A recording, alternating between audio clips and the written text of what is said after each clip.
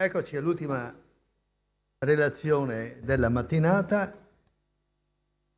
Pier Cesare Ioli Zorattini, che conosco da una vita.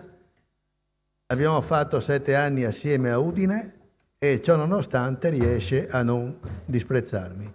Bene, allora almeno spero. Ciò detto, gli lascio la parola e lui ci parlerà della prima guerra, la grande guerra mondiale e l'apporto degli ebrei. Prego. Grazie.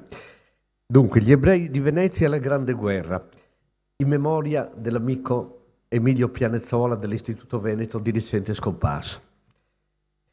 In tutti i nostri 5 templi, nei sabati e giorni di Sefer, per disposizione lodevole dell'eccellentissimo rabbino maggiore Mosè Cohen Porto, vengono recitati alcuni salmi ed apposita preghiera composta dal venerando nostro pastore per implorare dall'ente supremo che cessi la guerra e sia ridonata la pace e la tranquillità.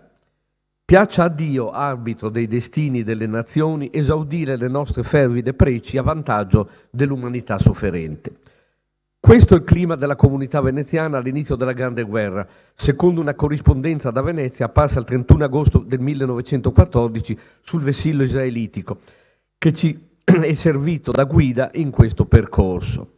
Si avverte un sentimento di religiosa e sofferta partecipazione alla tragedia della guerra appena scoppiata in Europa, in linea con l'anonimo articolo redazionale con cui si apriva lo stesso numero di agosto. Cito: «Ciò che pareva per sempre scongiurato è avvenuto. La guerra, l'orribile guerra tra le nazioni europee è scoppiata e già nell'ora che scriviamo i caduti si contano a decine di migliaia». L'immane sciagura lasciava sgomento e ammutolito il mondo dell'ebraismo italiano, che si sentì profondamente partecipe dei destini della sua patria. Come scriveva il vessillo, era scoccata l'ora in cui gli ebrei, perfino i figli dell'intollerante Russia zarista, erano pronti a versare il loro sangue per la difesa delle loro patrie. In quel tremendo settembre del 1914, il nuovo anno iniziava nel segno infausto della guerra, ma la porta della speranza doveva rimanere aperta. Dalle colonne del vessillo, così Guglielmo Lattes concludeva il suo articolo significativamente intitolato Yamim Anoraim, i giorni tremendi che precedono Kippur, cito: «Noi invochiamo il genio di Israele con la speranza che su tante rovine, fra tante lacrime, sorga l'inizio della pace e della fratellanza umana». E tale era stato l'augurio per il nuovo anno formulato da Giuseppe Bassi, rabbino oratore della sinagoga levantina, insegnante al Collegio Ravà di Venezia dal 1888 e assiduo collaboratore del vessillo israelitico.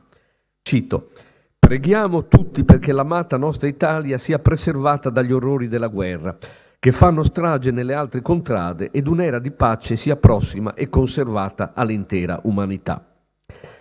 L'entrata in guerra dell'Italia è condivisa con convinzione nelle pagine del vessillo del 31 maggio 1915. L'articolo redazionale che ne dà l'annuncio si apre con le fatidiche parole: «È giunta l'ora». Da questo momento, nelle notizie diverse dall'Italia, diventano preponderanti le notizie riguardanti la guerra. La risposta della comunità veneziana è così descritta dal rabbino Giuseppe Bassi. «In questi giorni un numero considerevole di nostri correligionari di ogni condizione ed età si sono presentati per compiere con entusiasmo il loro dovere verso la nostra amata patria. A tutti indistintamente rivolgiamo il nostro augurale saluto ed il voto di compiere completamente il dovere e di ritornare alle loro famiglie soddisfatti e in salute». Le reazioni del mondo ebraico veneziano all'entrata della guerra dell'Italia tuttavia non furono concordi. Non interventista fu il socialista Alessandro Levi, avvocato, studioso e docente di filosofia del diritto in diverse università italiane e consigliere socialista al Comune di Venezia. Tuttavia, dopo Caporetto, il Levi si allineò alla necessità di difendere la patria invasa, opponendosi a coloro che, cito, attribuivano ai neutralisti una corresponsabilità nella catastrofe di Caporetto. Non interventista, almeno nella prima ora, ma poi convinto fautore, fu invece il veneziano Luigi Luzzatti, di cui ieri Pierluigi Ballini ci ha offerto un vivido e articolato profilo. Patriottica la dichiarazione dell'avvocato Cesare Sarfatti, il marito di Margherita Sarfatti, no? Sebbene consigliere provinciale del Partito Socialista a Milano, il 26 maggio 1915, 2 giorni dopo la dichiarazione di guerra dell'Italia, inviava una petizione alla prefettura di Milano, dove risiedeva, e ne dava notizia al Corriere della Sera. Cito: il sottoscritto, nato a Venezia il 21 novembre 1886, domiciliato a Milano in corso Venezia 93, si mette a disposizione di codesto onorevole ministero per qualsiasi ufficio o funzione, civili o militari, anche modestissimi, nei quali possa essere comunque utile alla patria. Infine, una rara testimonianza, sempre veneziana, ci è offerta dal diario biografia di Vittorio Perlmutter, la cui famiglia si era trasferita da Trieste a Venezia agli inizi del conflitto. Vittorio, che nel 1915 aveva 9 anni, così ci descrive il clima della sua scuola nel maggio di quel fatidico anno. Cito: a scuola, il nostro Talmud Torah, i nostri maestri cercavano di tenerci allegri. Io non ne avevo bisogno, ero sempre ilare e talvolta spiritoso, anche nelle cose più serie. Ricordo che spesso ci facevano cantare: i tedeschi lanciano bombe, ma di fame creperanno e le bombe mangeranno dalla gran disperazione. Con l'inizio del conflitto si diffuse anche a Venezia un clima di insicurezza e di sospetto nei confronti di eventuali sostenitori del nemico, considerati come austriacanti e sospetti di spionaggio. A farne le spese furono non di rado degli innocenti. Ancora la stessa famiglia Perlmutter, che a causa del suo cognome di origine ungherese o forse polacca e della provenienza dalla Trieste austriaca, fu costretta dal locale podestà a lasciare Venezia e a trasferirsi nella lontana Benevento. Molto più grave la vicenda di un ebreo originario della Gorizia austriaca, Angelo Pinkerle, un commerciante di 47 anni, cognato dell'avvocato Cesare Sarfatti, che venne incolpato di spionaggio e di collaborazionismo col nemico e per questo tratto in arresto il 27 maggio 1915 con questa motivazione, cito: perché in Venezia, nelle notti del 23 e 27 maggio 1915, da una finestra della propria abitazione sita al Lido, durante le insidie nemiche sulla città, quindi tentativi, bombardamenti, con lume a petrolio acceso, faceva segnalazioni al nemico perché evitasse di essere colpito dalla nostra difesa antiaerea. Nel processo, che ebbe inizio a Venezia il 3 agosto 1915, alla presenza di un folto pubblico, l'accusa presentò l'imputato come suddito austriaco, solito recarsi a Vienna e a Trieste, cito, vivendo signorilmente, mentre risultava dissestato nei suoi interessi. E cito ancora, ed era gravemente sospettato di spionaggio dalla pubblica opinione. Circostanza aggravante, l'imputato aveva ricevuto dal console austriaco a Roma il 19 maggio 1915 il sussidio di 30 corone austriache, un sussidio che, cito, ovviamente non gli sarebbe stato concesso se verso l'imperiale regio governo austriaco non avesse avuto delle benemerenze. Grazie al quotidiano veneziano siamo in grado di seguire puntualmente le fasi del dibattimento, gli interrogatori dell'imputato e l'escussione dei testimoni per lo più a suo carico. Nella sua arringa conclusiva, il pubblico ministero, avvocato Mendaro, propose la pena capitale tramite la fucilazione alla schiena, destando grande impressione tra gli astanti. Ma decisiva e brillante fu l'azione della difesa patrocinata dal giovane avvocato ebreo Gino Bassi, il quale smontò ad una tutte le accuse, dimostrando che il Pinkerle non è austriaco, bensì nato da padre italiano in terra irredenta, cito, che ci avviciniamo a liberare. Viveva in Italia ed in Italia contrasse matrimonio, appunto con una sorella dell'avvocato Cesare Sarfatti.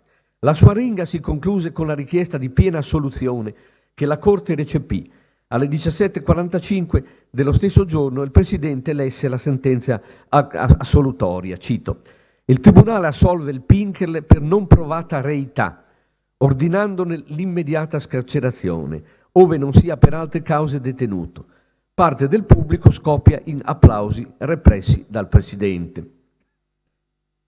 È ormai la guerra la protagonista principale delle notizie riportate dal Corriere, dal Vessillo israelitico. L'ordinario succedersi degli eventi che segnano la vita delle comunità ebraiche, nascite, matrimoni, decessi, promozioni e onorificenze, viene sopraffatto dalle notizie che giungono dal fronte e dalle iniziative del mondo civile. La comunità di Venezia, come scrive il rabbino Ugo Mashiach, per far fronte alle emergenze della guerra istituì un comitato di assistenza e di preparazione a vantaggio dei richiamati alle armi e delle loro famiglie.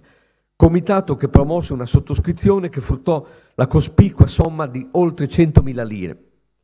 Il presidente della comunità, Giuseppe Musatti, inviò una circolare ai propri iscritti perché notificassero i nominativi, i gradi e i reggimenti di appartenenza dei richiamati. Infine, il rabbino Giuseppe Bassi presiedette una riunione dell'associazione Cuore e Concordia che deliberò di aderire con la somma di 200 lire pro capite alla sottoscrizione cittadina in favore dell'esercito. Ma oltre alle iniziative patriottiche, il vessillo comincia a registrare anche il dramma dei caduti al fronte. Il primo caduto della comunità di Venezia fu il sottotenente volontario degli Alpini Amedeo Soave, morto a 29 anni sulle tre cime di Lavaredo il 4 luglio 1915. Il rabbino Giuseppe Bassi ne rimarcava la volontà di salvaguardare il suo ebraismo. Cito: nelle sue disposizioni testamentarie, prima di partire per la guerra, egli aveva scritto: essendo io israelita, prego di non mettere croci sulla mia fossa, perché avveniva a volte che erroneamente venissero poste delle croci anche sulle tombe degli ebrei, ma di piantarvi una pianticella qualsiasi. 3 mesi dopo, il 22 ottobre 1915, moriva su San Michele il suo fratello minore, il capitano della fanteria Attilio Soave, che per il suo ardimento venne insignito della medaglia d'argento. Pure insignito della medaglia d'argento fu un'altra giovane vittima, il sottotenente di fanteria Aldo Padova, caduto ad Oslavia appena ventenne il 13 novembre 1915. Il comandante del suo battaglione, ricordandone la figura esemplare, disse, cito, che mai aveva visto una forza d'animo unita a una semplicità veramente militare. Una medaglia di bronzo venne conferita alla memoria del 21enne sottotenente di fanteria Abramo Polacco, figlio di Davide e di Regina Levi, anch'egli caduto sul campo dell'onore ad Oslavia il 23 novembre 1915. Il 18 agosto 1916 moriva eroicamente a Oppa Chiasela sul Carso il sottotenente di fanteria Beniamino Grunwald, colpito alla fronte mentre si sporgeva, cito, dalle trincee conquistate, scrutando nelle tenebre l'infido nemico. Ma non si muore solo in guerra. Il rabbino Giuseppe Bassi scomparve il 13 ottobre 1916, la mattina del secondo giorno di Sukkot, mentre si trovava in visita a sua sorella malata. Cito: la memoria delle tue opere meritorie, della tua bontà, del tuo zelo per il pubblico bene, giammai si cancellerà, scriveva commosso il rabbino Adolfo Tolenghi. Il Limud, una riunione commemorativa in sua memoria, si tenne nel 30° della sua scomparsa e fu presieduto dal rabbino maggiore Moisè Cohen Porto. Il perdurare dell'immane conflitto non faceva però venir meno le antiche tradizioni della comunità. Anche nel difficile 1917 la società Cuore e Concordia organizzò l'annuale banchetto per 50 bambini poveri della comunità ebraica di Venezia, in entrambe le sere del Seder Pasquale. Come regista, con l'auspicio di una Pasqua di pace, Giacomo Bassani sul vessillo della seconda metà di aprile di quell'anno. Intanto la carneficina non dava segni di tregua. Il 28 maggio 1917 moriva nell'ospedaletto da campo numero 124 il soldato Abramo Navarro, animo mite e buono, lasciando un profondo rimpianto fra familiari ed amici. Il 2 settembre 1917 sul monte San Gabriele un altro veneziano perdeva la vita, il capitano Alberto Levi Moreno, figlio di Caliman e di Vittoria Ravà, cadde alla guida dei suoi soldati impugnando il tricolore e al grido, cito, avanti la prima compagnia e viva l'Italia. Per il suo eroismo fu insignito della medaglia d'argento. Il 22 giugno 1918, non lontano dalla sua Venezia, a Camalipiero sul Piave, cadeva gravemente ferito alla testa da una scheggia di granata nemica il ventenne Paolo Ancona, sottotenente di fanteria, laureando in giurisprudenza, il cui ardimento gli valse 2 medaglie di bronzo al valor militare. Ma finalmente la guerra volgeva al suo termine. in apertura del numero di novembre del Vessillo si legge l'annuncio gioioso della vittoria con queste parole. Scriviamo mentre per le strade echeggiano gli inni del popolo italiano giubilanti per la cacciata del nemico dal suolo invaso e per la conquista di Trento e Trieste. E concludeva, cito, noi oggi, ammirati e commossi, rivolgiamo il ringraziamento a Dio perché ci ha concesso di assistere all'epopea di questi giorni e ripetiamo ancora una volta e sempre il grido infrenabile che tutti ci avvince. Viva l'Italia, viva il Re! Già qualche mese prima, in un clima che si andava distendendo a sollevare il morale di pochi ebrei rimasti a Venezia, che temevano di doversi recare altrove per le festività, era giunto da Livorno il rabbino Adolfo Tolenghi, che riuscì a organizzare le liturgie tradizionali in una delle sinagoghe. Finalmente la comunità veneziana, Allontana un po' il microfono perché dicono che dall'esodo per Caporetto era stata ospitata dalla comunità israelitica di Livorno, poteva riprendere il faticoso cammino della sua rinascita. Un cammino però funestato dalla scomparsa a Mantova il 9 dicembre 1918 del venerato rabbino maggiore Moisè Cohen Porto. Per oltre 40 anni, dal 1875 al 1918, suo capo spirituale. Il Vessillo ne riporta il necrologio del rabbino Adolfo Tolenghi. Alla comunità israelitica di Livorno va il ringraziamento del Vessillo per la generosa accoglienza offerta alla comunità veneziana profuga in seguito allo sfondamento del fronte a Caporetto. Gratitudine venne pure espressa alle persone che avevano reso possibile il perpetuarsi della vita religiosa ebraica a Venezia durante il difficile periodo tra il 1917 e il 1918, quando, malgrado tutto, non era venuto a mancare l'espletamento dei riti religiosi. Il maggiore artefice di questa continuità era stato il rabbino Adolfo Tolenghi, succeduto a Moisè Cohen Porto nella carica di rabbino maggiore, alla scomparsa di questi appunto a Mantova, ne resse le sorti spirituali fino al suo arresto a Venezia il 17 agosto 1944, al suo trasferimento a San Sabba a Trieste e infine alla sua deportazione da parte dei nazisti ad Auschwitz il 2 settembre 1944. L'anno della pace è il titolo dell'articolo di redazione con cui si apriva il Vessillo, sul Vessillo il 1919, il primo anno di pace dopo l'immane conflitto.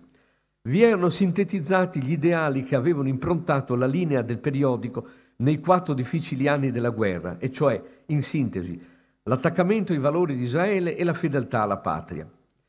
Ora, a guerra finita, si trattava di impegnarsi per rafforzare l'identità ebraica. Cito: favorire questo risveglio della coscienza ebraica è il programma del Vessillo nell'ora presente, in cui solo la parola di Dio può creare un mondo novello. Religione e patria furono gli ideali del nostro passato, ai quali nelle pagine del periodico consacrarono il loro ingegno e il loro cuore, per oltre mezzo secolo, i migliori dell'israelitismo italiano. Religione e patria saranno gli ideali del nostro avvenire. La pace aveva segnato l'approdo all'ordine consueto. Fra i primi problemi più urgenti che si ponevano alla comunità, il Vessillo segnalava la fornitura di carne kasher e l'opportunità di riunire le diverse sinagoghe.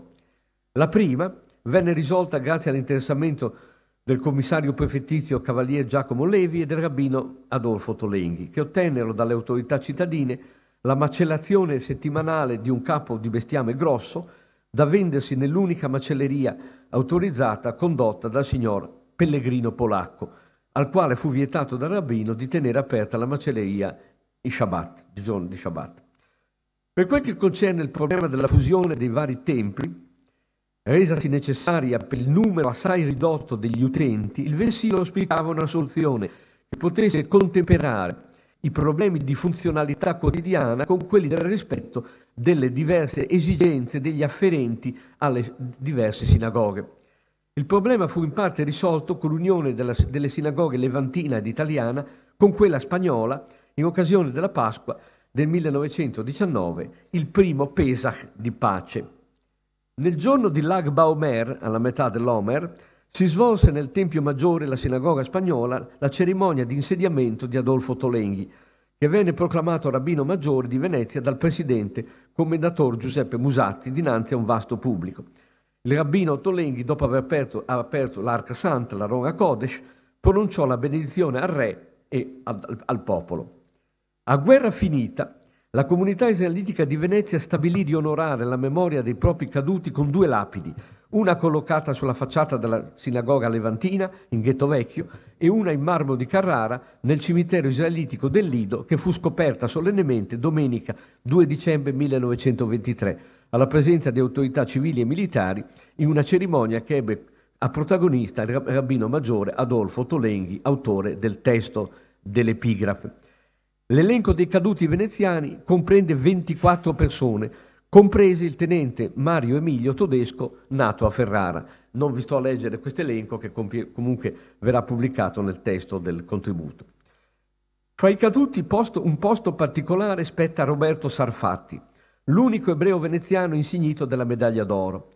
Figlio di Cesare e Margherita Grassini, Roberto era nato a Venezia il 10 maggio 1900. Appena quindicenne, nel 1915, aveva tentato di arruolarsi sotto falso nome, ma scoperto era stato respinto e rimandato a casa. Quando ebbe compiuti 17 anni, riuscì finalmente ad arruolarsi tra gli alpini e per il suo valore venne promosso al grado di caporale. Il 28 gennaio 1918 moriva combattendo eroicamente sul Col d'Echele nell'altipiano di Asiago. Come appare dalla motivazione della decorazione, lanciatosi all'attacco di un camminamento nemico, vi catturava da solo 30 prigionieri e una mitragliatrice. Ritornato nuovamente all'attacco di una galleria, cadeva mortalmente ferito. In un volume a lui dedicato, Ada Negri, che l'aveva conosciuto fin da fanciullo, concludeva il suo ricordo con le parole dell'Evangelo di San Giovanni. In verità, io vi dico che se un granello di frumento caduto in terra non muore, rimane solo, ma se muore, produce molto frutto. E glorifichiamo in lui la morte vita. Ada Negri. Una gloria per l'Italia e per la sua comunità, ma 20 anni dopo, nell'orribile 1938, quando la comunità israelitica di Venezia chiese di poter intitolare appunto a Roberto Sarfatti in medaglia d'oro la propria scuola media istituita per i ragazzi esclusi dalle scuole del Regno, la richiesta venne respinta in base alla legislazione razziale appena promulgata. Stando ai dati forniti da Pierluigi Briganti, il contributo fornito alla Grande Guerra dagli ebrei nati e residenti a Venezia si può così sintetizzare: 15 ufficiali superiori, 96 ufficiali inferiori, 60 fra sottufficiali e militari di truppa.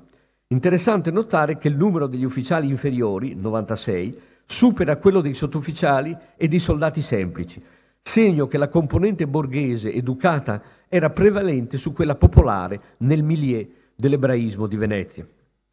In sostanza si può sostenere che l'adesione degli ebrei veneziani fu in linea con quella degli altri ebrei italiani, cioè un'adesione convinta e senza riserve. La Grande Guerra, come ha finemente notato Simon Levi Sullam, fu con il Risorgimento uno dei periodi fondamentali fra 8 e 900 dell'immaginario e della memoria ebraica italiana. Cito da lui: dai primi anni 20 e fin dopo il 1938, comunque, la comunità ebraica veneziana si sarebbe riunita ogni anno il 4 novembre, giorno della vittoria, per ricordare e celebrare nel Tempio Maggiore, appunto la scuola spagnola, i propri figli caduti in guerra, in un nuovo rituale religioso, ebraico e laico nazionale che rinnovava e perpetuava il legame immaginato della comunità con la patria italiana, finché una nuova e diversa immaginazione quel legame avrebbe tragicamente spezzato. Malgrado tanta fedeltà all'Italia, l'immane tragedia della Shoah travolse anche i militari ebrei sopravvissuti che avevano prestato servizio durante la Grande Guerra, tra loro alcuni veneziani. Desideriamo concludere questo nostro contributo rivolgendo a loro il nostro ricordo. 2 furono gli ufficiali superiori, Augusto Capon e Paolo Herrera. Augusto Capon di Abramo, ammiraglio di squadra nel 1931, dopo una rapida carriera nella Regia Marina, venne arrestato dai tedeschi a Roma il 10 ottobre 1943, detenuto nel collegio militare, deportato ad Auschwitz il 18 ottobre del 1943 e venne soppresso al suo arrivo già il 23 ottobre. Il colonnello di fanteria Paolo Herrera di Mosè fu invece arrestato dai tedeschi a Mirano, provincia di Venezia, il 25 febbraio 1944, tradotto in carcere prima a Venezia, poi nel campo di Fossoli, deportato ad Auschwitz il 5 aprile 1944 e infine ucciso in luogo e data ignoti. Degli 8 ufficiali inferiori veneziani citiamo solo il più vecchio e il più giovane. Il primo, il capitano di sanità Augusto di Mosè Coimporto, arrestato da italiani e detenuto a Venezia il 2 febbraio 1944, poi estradato a Fossoli e poi infine deportato ad Auschwitz il 22 febbraio 1944, dove venne soppresso al suo arrivo il 26 febbraio. Il più giovane di questi, il sottotenente in sussistenza Arrigo di Bernardo Bernau, venne arrestato a Villa Santina, provincia di Udine, nel gennaio del 1944, poi detenuto a Belluno, quindi a Trento e nel campo di Fossoli. Venne in seguito deportato in data ignota ad Auschwitz e fu ucciso in luogo e data ignoti. Tra i 7 sottufficiali militari di truppa oriundi di Venezia ricordiamo ancora il più vecchio e il più giovane. Si tratta del caporal maggiore di fanteria Giuseppe di Ernesto Boralevi, arrestato a Venezia da italiani e tedeschi, poi detenuto a San Sabba, in seguito deportato e deceduto in luogo e date ignoti, mentre il più giovane era il cannoniere della Regia Marina Eugenio di Emilio Todesco, arrestato da italiani a Venezia il 30 ottobre 1943, detenuto a Venezia e nel campo di Fossoli, poi deportato ad Auschwitz il 22 febbraio 1944, infine deceduto a Buchenwald il 23 febbraio 1945. Tragica e beffarda, oltre ogni misura, fu la fine di questi militari ebrei, trattati come stranieri e appartenenti a nazionalità nemica, come recitava il punto 7 del manifesto programmatico della Repubblica Sociale Italiana. Le inique disposizioni della Repubblica Sociale vennero a colpire gli ebrei italiani, cittadini italiani, a pieno titolo, ai quali fu revocata la cittadinanza, cittadini che avevano fedelmente servito il loro paese nella circostanza cruciale e più difficile della storia nazionale del primo ventennio del Novecento, la Grande Guerra. Grazie. Bravo.